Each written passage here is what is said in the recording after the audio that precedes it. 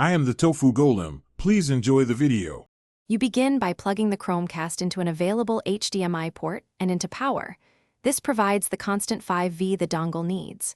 Once done, change the TV input to that HDMI number so you can see the setup screen.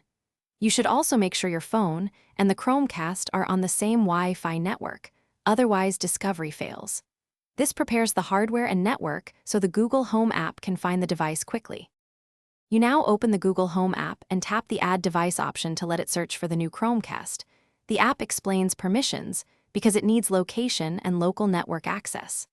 Once the device appears, scan the QR code on the TV or type the setup code to pair. This verifies you're connecting to the right unit. After pairing, name the Chromecast and assign a room so voice and multi-room casting work correctly. This makes later control faster and reduces confusion.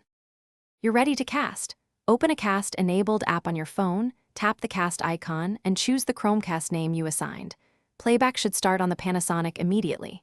Use your phone for play, pause, and volume, while the TV remote switches inputs and controls basic volume if ARC or HDMI CEC is enabled.